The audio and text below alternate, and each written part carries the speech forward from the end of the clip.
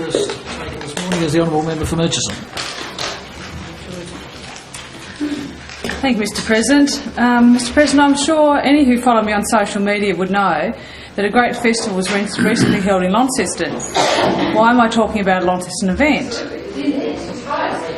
Because I have an interest in the event and I wish to declare this up front. I'm a member of the board of Junction, and the management team and board have been working very hard to ensure this event was the best ever. Well, Mr President, it was. As members for Launceston and Windermere would know, the opening night party was a great success, with hundreds of people converging on Princess Square. I assume primarily to see if we successfully filled the fountain with sparkling wine or not. The fountain bar was set up in a marquee in Princess Square for the duration of Junction and was well patronised indeed and packed every night. It was great to see so many people out and about on a Wednesday and Thursday night, as well as the usual nights for going out, Friday and Saturday nights. Whilst Junction relies on funding support, both financial and in kind, from a range of bodies, including the Tasmanian Government through Events Tasmania, the Launceston City Council, Winifred Booth Estate and others, raising money in fundraising events prior to the festival, ticket and bar sales are a very important aspect of ensuring the festival continues. Mr President, Junction has had a number of significant staff changes during the last year leading into this festival. My congratulations go to the team behind this event, including our previous Executive Director, Natalie DeVito, Steve Henty, the current General Manager, former Chair of the Board, Frith Loon, who's been with Junction for some time and is the producer, and we were very lucky to secure the services of Greg Clark as Creative Director. The team did an amazing job, supported by a range of many volunteers and some on contracts to support the festival, with many doing many more than their contracted hours to make it a success. Greg Clark is well known for his work with the Adelaide Fringe Festival, and he turned that festival into success that it currently is. Greg has also recently been engaged by the Gay and Lesbian Mardi Gras to direct that huge event. We can only assume that is on the back of success with the Adelaide Fringe Festival and Junction. Mr President, to declare another interest, my daughter Jane Forrest, through her business, was engaged to undertake promotional and publicity work to grow media coverage of the event, both before and during the event. And part of her strategy was the development of the social media story, which ran in the lead up to the festival. The aim of the story was to get people talking about the festival without needing to talk about the art, which can be a little bit alienating for many.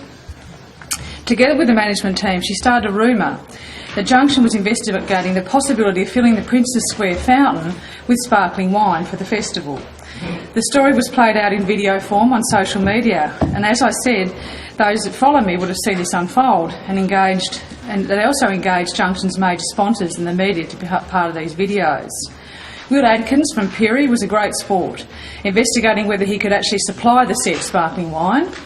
Pitt and Sherry came on board to do the math on how much would be needed, and the Hotel Grand Chancellor kindly agreed to house the fountain's goldfish in their foyer fountain whilst the fountain was full of sparkling wine.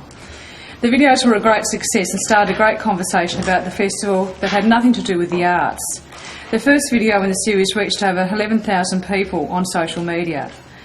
As the festival only finished just over a week ago, we don't have any of the final numbers yet. However, some things we do know about this year. Junction had more than 40 stories in mainstream media, including the festival, covering the festival, and these included 2 front-page stories in the Examiner. And that doesn't include any social media coverage from media, which is extensive and hard to actually account for. There were specific ticket sales spikes around the media coverage, and 38% of people heard about the festival through word of mouth, and the most cited reason for attending whether they'd heard many great things. More than 50% of the people who went to the festival had never attended before. More than 20 Junction events, that's about half the events, were sold out.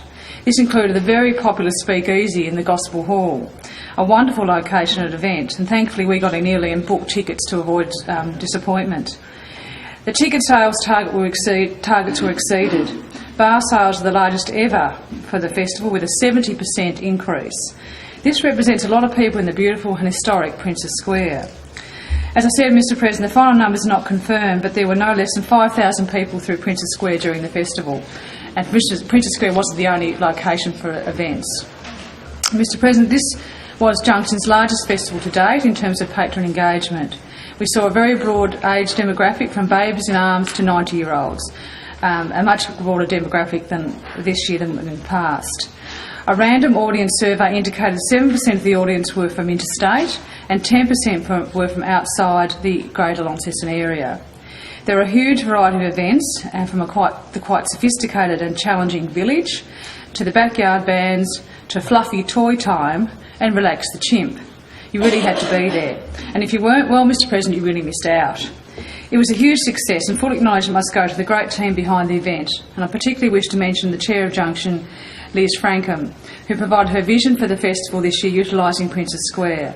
The vision was sound, and the results speak for themselves, with a lot of positive anecdotal evidence.